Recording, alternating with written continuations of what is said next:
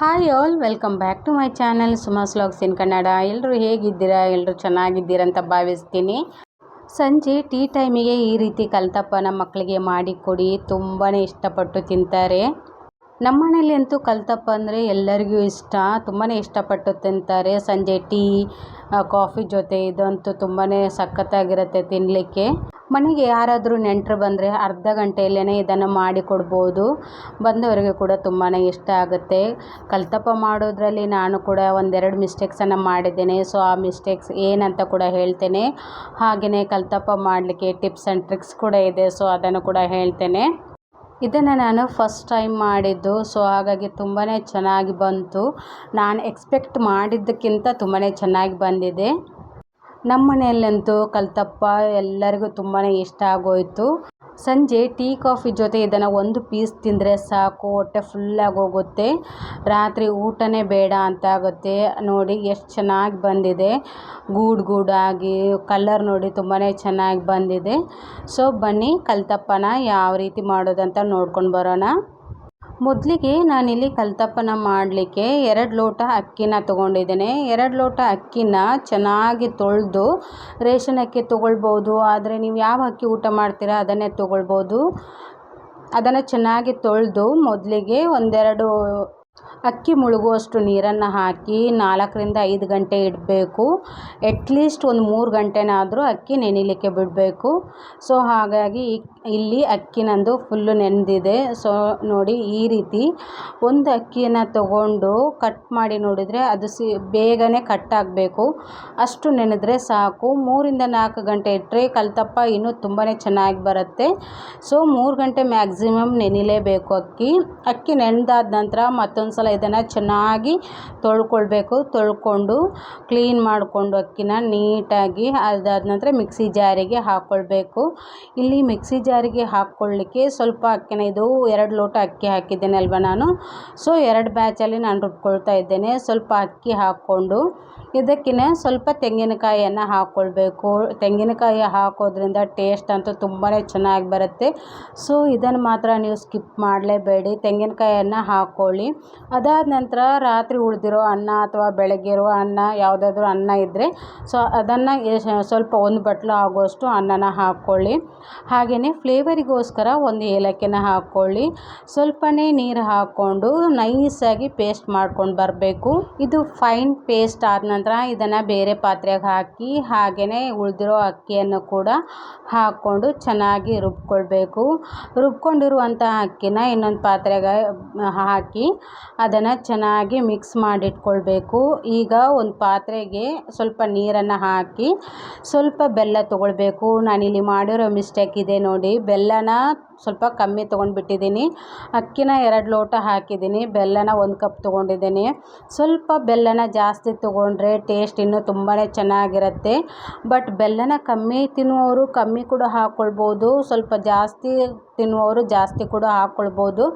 But ನಾನಿಲ್ಲಿ ಇವತ್ತು ಕಮ್ಮಿ ಹಾಕಿರೋದ್ರಿಂದ ಮೈಲ್ಡಾಗಿ ಏನೋ ಸ್ವೀಟ್ ಚೆನ್ನಾಗೇ ಇತ್ತು. ಇನ್ನೊಂದು ಸ್ವಲ್ಪ ಬೆಲ್ಲ ಬೇಕಂತ ಅನಿಸ್ತಿತ್ತು ನನಗೆ, ಹಾಗಾಗಿ ಇನ್ನೊಂದು ಸ್ವಲ್ಪ ಬೆಲ್ಲನ ಜಾಸ್ತಿ ಹಾಕ್ಕೊಳ್ಬೇಕಿತ್ತು ನಾನು. ಅದಕ್ಕೋಸ್ಕರ ಸ್ವಲ್ಪ ಬೆಲ್ಲನ ನಿಮಗೆ ರುಚಿಗೆ ತಕ್ಕಷ್ಟು ನೋಡಿ ಹಾಕ್ಕೊಳ್ಳಿ. ಇವತ್ತೇನೋ ಒಂಥರ ಸಪ್ಪೆ ಸಪ್ಪೆ ಅನ್ನಿಸ್ತಿತ್ತು. ಸಿಹಿ ತಿನ್ನುವವ್ರಿಗೇನಾದರೂ ಗೊತ್ತಾಗೋದಿಲ್ಲ, ಅದು ಮೈಲ್ಡಾಗಿರುತ್ತೆ. ಬಟ್ ನಾವು ಸ್ವಲ್ಪ ಸಿಹಿ ಜಾಸ್ತಿ ತಿನ್ನೋದ್ರಿಂದ ಸ್ವಲ್ಪ ಬೆಲ್ಲ ಜಾಸ್ತಿ ಬೇಕಂತ ಅನಿಸಿತ್ತು, ಹಾಗಾಗಿ ಇಲ್ಲಿ ಬೆಲ್ಲದೊಂದು ಮಿಸ್ಟೇಕ್ ಆಯಿತು ನಂದು. ಅದಾದ ನಂತರ ನೆಕ್ಸ್ಟ್ ಬೆಲ್ಲನ ಕರಗಿಸ್ಕೊಂಡು ಪಾತ್ರೆಯಲ್ಲಿರೋ ಬೆಲ್ಲನ ಪೂರ್ತಿ ಕರಗಿಸ್ಕೊಂಡು ಅದು ತಣ್ಣಗಾಗಬೇಕು. ಬೆಲ್ಲ ತಣ್ಣಗಾದ ನಂತರ ಅದನ್ನು ಪೂರ್ತಿ ಏನು ಅಕ್ಕಿ ರುಬ್ಬಿ ಇಟ್ಟಿರ್ತೀವಲ್ವ, ಸೊ ಅದಕ್ಕೇ ಇದು ಸೋಸ್ಕೊಳ್ಳಿ. ಅದನ್ನು ಬೆಲ್ಲದಲ್ಲಿ ಕಸ ಏನಾದರೂ ಇದ್ದರೆ ಸೋಸ್ಕೊಂಡು ಹಾಕ್ಕೊಂಡ್ರೆ ಒಳ್ಳೆಯದು. ಹಾಗಾಗಿ ಸೋಸ್ಕೊಂಡು ಅದನ್ನು ಚೆನ್ನಾಗಿ ಮಿಕ್ಸ್ ಮಾಡ್ಕೊಳ್ಳಿ. ಇದಕ್ಕೆ ನಾನಿಲ್ಲಿ ಸ್ವಲ್ಪ ಉಪ್ಪನ್ನು ಸೇರಿಸ್ತಾ ಇದ್ದೇನೆ, ಸ್ವಲ್ಪ ಟೇಸ್ಟಿಗೋಸ್ಕರ. ಹಾಗೆಯೇ ಸ್ವಲ್ಪ ಬೇಕಿಂಗ್ ಸೋಡಾ ಹಾಕ್ತಾ ಇದ್ದೇನೆ, ಬೇಕಿಂಗ್ ಪೌಡರ್ ಅಲ್ಲ, ಅಡುಗೆ ಹಾಕ್ತೇವಲ್ವ ಸೋಡಾ, ಅಡುಗೆ ಸೋಡಾ. ಸೊ ಅದನ್ನು ಒಂದು ಅರ್ಧ ಸ್ಪೂನ್ ಹಾಕ್ತಾ ಇದ್ದೇನೆ. ಅದನ್ನು ಹಾಕೋದ್ರಿಂದ ಅದೇನು ಗೂಡಾಗಿರುತ್ತಲ್ವ ಅದು ಚೆನ್ನಾಗಿ ಬರುತ್ತೆ ಅಂತ. ಸೊ ಅದನ್ನು ಹಾಕ್ಕೊಂಡು ಚೆನ್ನಾಗಿ ಮಿಕ್ಸ್ ಮಾಡಿ ಇಟ್ಕೊಳ್ಬೇಕು. ಮಿಕ್ಸ್ ಮಾಡಿ ಇಟ್ಕೊಂಡಾದ ನಂತರ ಒಂದು 5 ನಿಮಿಷ ಬಿಟ್ಟುಬಿಡಿ. 5 ನಿಮಿಷ ಬಿಟ್ಟು ಇದಕ್ಕೆ ಅದಕ್ಕೆ ಸ್ವಲ್ಪ ಈರುಳ್ಳಿ ಕೂಡ ಬೇಕು, ಒಂದು ಮೀಡಿಯಮ್ ಸೈಜ್ ಈರುಳ್ಳಿ ಕೂಡ ತೊಗೊಂಡಿದ್ದೀನಿ. ಹಾಗೆಯೇ ಒಂದು ಸ್ವಲ್ಪ ತೆಂಗಿನಕಾಯಿ ತುರಿ, ಸ್ವಲ್ಪ ಜೀರಿಗೆ ಕೂಡ ಬೇಕು ಒಗ್ಗರಣೆಗೆ. ಮೇಲ್ಗಡೆ ಗ್ಯಾಸ್ ಮೇಲೆ ಒಂದು ಪಾತ್ರೆ ಇಟ್ಟು ಸ್ವಲ್ಪ ಎಣ್ಣೆ ಅಥವಾ ತುಪ್ಪನ ಹಾಕ್ಕೊಳ್ಳಿ. ತುಪ್ಪ ಹಾಕ್ಕೊಂಡ್ರೆ ಫ್ಲೇವರ್ ಅಂತೂ ತುಂಬಾ ಚೆನ್ನಾಗಿ ಬರುತ್ತೆ. ಸೊ ಇಲ್ಲಿ ನಾನು ಇನ್ನೊಂದು ಮಿಸ್ಟೇಕ್ ಮಾಡಿದೆ. ಅದೇನಂತ ಹೇಳಿದರೆ, ಇದು ಕುಕ್ಕರ್ನಲ್ಲಿ ಮಾಡಬೇಕಾಗಿತ್ತು. ನಾನು ನೆನಪಿಲ್ಲದೆ ದಿಢೀರಾಗಿ ಒಂದು ಪಾತ್ರೆ ಇಟ್ಟು ಎಣ್ಣೆ ಹಾಕಿ ಒಗ್ಗರಣೆ ಎಲ್ಲ ಆದ ನಂತರ ಕುಕ್ಕರಲ್ಲಿ ಮಾಡಬೇಕಂತೇಳಿ ನೆನಪಾದದ್ದು ನನಗೆ. ಹಾಗಾಗಿ ಕುಕ್ಕರಲ್ಲಿ ಮಾಡಿ ದಯವಿಟ್ಟು ಈ ಪಾತ್ರೆಯಲ್ಲಿ ಮಾಡಿದರೆ ಬೇಯಲಿಕ್ಕೆ ಏನಿಲ್ಲ, ಆದರೆ ತಳ ಬೇಗ ಹಿಡಿಯುತ್ತೆ. ಕುಕ್ಕರ್ ಆದರೆ ಸ್ವಲ್ಪ ತಳ ದಪ್ಪ ಇರೋದ್ರಿಂದ ತಳ ಹಿಡಿಯೋದಿಲ್ಲ. ಹಾಗಾಗಿ ಇದರಲ್ಲಿ ಕೂಡ ಚೆನ್ನಾಗಿ ಬಂದಿಲ್ಲ ಅಂತೇನಿಲ್ಲ, ಬಟ್ ಕುಕ್ಕರಲ್ಲಿ ಮಾಡಿದರೆ ಇನ್ನೂ ಚೆನ್ನಾಗಿ ಬರುತ್ತೆ. ಅದಕ್ಕೋಸ್ಕರ ಹಾಗಾಗಿ ನಾನಿಲ್ಲಿ ಕುಕ್ಕರನ್ನು ಬಳಸಬೇಕಾಗಿತ್ತು. ಕುಕ್ಕರನ್ನು ಬಳಸದೆ ಅಲ್ಯೂಮಿನಿಯಂ ಪಾತ್ರೆಯನ್ನು ಬಳಸ್ಕೊಂಡಿದ್ದೀನಿ. ನೀವು ಮಾಡುವಾಗ ಕುಕ್ಕರನ್ನು ಬಳಸ್ಕೊಳ್ಳಿ. ಮೊದಲಿಗೆ ಒಂದು ಪಾತ್ರೆಗೆ ಎಣ್ಣೆ ಹಾಕ್ಕೊಂಡು ಅದು ಎಣ್ಣೆ ಕಾಯ್ತಾ ಇದ್ದಾಗೇ ಸ್ವಲ್ಪ ಜೀರಿಗೆನ ಹಾಕ್ಕೊಳ್ಳಿ. ಜೀರಿಗೆ ನಿಮಗೆ ಫ್ಲೇವರ್ ಜಾಸ್ತಿ ಬೇಕು ಜೀರಿಗೆದಂತ ಹೇಳಿದರೆ ಅದನ್ನು ಕೂಡ ಹಾಕ್ಕೊಳ್ಬೋದು. ಕಮ್ಮಿ ಬೇಕಂತ ಹೇಳಿದರೆ ಸ್ವಲ್ಪ ಕಮ್ಮಿ ಕೂಡ ಹಾಕ್ಕೊಳ್ಳಿ. ಜೀರಿಗೆನ ಹಾಕ್ಕೊಂಡ ನಂತರ ತೆಂಗಿನಕಾಯಿ ನಾವು ಚಿಕ್ಕದಾಗಿ ಕಟ್ ಮಾಡಿ ಇಟ್ಕೊಂಡಿದ್ದೀವಲ್ವ, ಸೊ ಅದನ್ನು ಕೂಡ ಹಾಕ್ಕೊಂಡು ಚೆನ್ನಾಗಿ ಫ್ರೈ ಮಾಡ್ಕೊಳ್ಳಿ. ತೆಂಗಿನಕಾಯಿನ ಫ್ರೈ ಮಾಡಿದ ನಂತರ ಈರುಳ್ಳಿನ ಕೂಡ ಹಾಕ್ಕೊಂಡು ಅದು ಕೂಡ ಗೋಲ್ಡನ್ ಬ್ರೌನ್ ಆಗುವ ತನಕ ಫ್ರೈ ಮಾಡಿ. ಈರುಳ್ಳಿ ನಿಮಗೆ ಎಷ್ಟು ಬೇಕೋ ಅಷ್ಟು ನೋಡಿಕೊಂಡು ಹಾಕ್ಕೊಳ್ಳಿ. ನಾನಿಲ್ಲಿ ಒಂದು ಮೀಡಿಯಮ್ ಸೈಜ್ ಈರುಳ್ಳಿನ ತೊಗೊಂಡಿದ್ದೀನಿ. ಅದು ಗೋಲ್ಡನ್ ಬ್ರೌನ್ ಆಗೋ ತನಕ ಚೆನ್ನಾಗಿ ಫ್ರೈ ಮಾಡೋದ್ರಿಂದ ಟೇಸ್ಟ್ ತುಂಬಾ ಚೆನ್ನಾಗಿರುತ್ತೆ. ಅದಾದ ನಂತರ ನಾವು ಇನ್ನೇನು ಕಲಿಸ್ಕೊಂಡು ಇಟ್ಕೊಂಡಿದ್ವಲ್ವ, ಸೊ ಅದನ್ನು ಹಾಕ್ಕೊಂಡು ಒಂದು ಮೇಲೆ ಪಾತ್ರೆನ ಮುಚ್ಚಿ ಸ್ವಲ್ಪ ಒಂದು ಕಲ್ಲನ್ನು ಇಟ್ಟು ಬಿಡಬೇಕು. ಇಲ್ಲದಿದ್ದರೆ ಕುಕ್ಕರಲ್ಲಿ ಮಾಡೋದಾದರೆ ಅದರ ಮುಚ್ಚಳ ಮುಚ್ಚಿ ವಿಸಿಲ್ ಹಾಕಬೇಡಿ, ಹಾಗೆಯೇ ಬಿಟ್ಬಿಡಿ. ಒಂದು 10 ನಿಮಿಷ ಬೇಯಿಸಿದರೆ ಸಾಕು. ನಾನಿಲ್ಲಿ ಇವತ್ತು ಪಾತ್ರೆಯಲ್ಲಿ ಮಾಡಿದ್ರಿಂದ ಒಂದು 20 ನಿಮಿಷ ಇಟ್ಟಿದ್ದೆ. ಯಾಕಂತ ಹೇಳಿದರೆ ಅದು ಪಾತ್ರೆ ತೆಳು ಇತ್ತಲ್ವ, ಸೊ ಗ್ಯಾಸ್ ಫ್ಲೇಮ್ ನಾನು ಸ್ಲೋ ಆಗಿಟ್ಟಿದ್ದೆ. ಅದು ಫುಲ್ ಮೇಲೆ ಉಬ್ಬಿ ಬರುವ ತನಕ ಕೂಡ ನನಗೆ ಅದು ಪೂರ್ತಿ ಗಟ್ಟಿ ಆಗೋ ತನಕ ಕೂಡ ಒಂದು 20ರಿಂದ 25 ನಿಮಿಷ ಆಲ್ಮೋಸ್ಟ್ ಆಗಿದೆ ಇವತ್ತು ನಂದು. ಅದಾದ ನಂತರ ನಾನು ಪಾತ್ರೆಯನ್ನು ಮುಚ್ಚಿ ಮೇಲೆ ಒಂದು ಪ್ಲೇಟ್ ಇಟ್ಟು ಒಂದು ಕಲ್ಲನ್ನು ಇಟ್ಟಿದ್ದೆ. ಯಾಕಂತ ಹೇಳಿದರೆ ಎಲ್ಲೂ ಗಾಳಿ ಹೋಗಬಾರ್ದಂತ. ಸೊ ನೋಡಿ ಈ ರೀತಿ ಆಗಿದೆ. ಬಟ್ ತಳ ಸ್ವಲ್ಪ ಹಿಡ್ದಿತ್ತು, ಆದರೂ ಟೇಸ್ಟ್ ಏನು ಕಮ್ಮಿ ಇರಲಿಲ್ಲ. ಟೇಸ್ಟ್ ತುಂಬಾ ಚೆನ್ನಾಗಿರುತ್ತೆ. ಮನೆಯಲ್ಲಿ ತುಂಬಾ ಎಲ್ಲರಿಗೂ ಇಷ್ಟ ಆಯಿತು. ಲಾಸ್ಟಿಗೆ ಒಂದು ಪೀಸ್ ಕೂಡ ಉಳಿದಿಲ್ಲ. ತಳ ಏನು ಹಿಡಿದಿದೆ ಅದನ್ನು ಬಿಟ್ಟು ಮತ್ತೆಲ್ಲ ಕೂಡ ತಿಂದರು.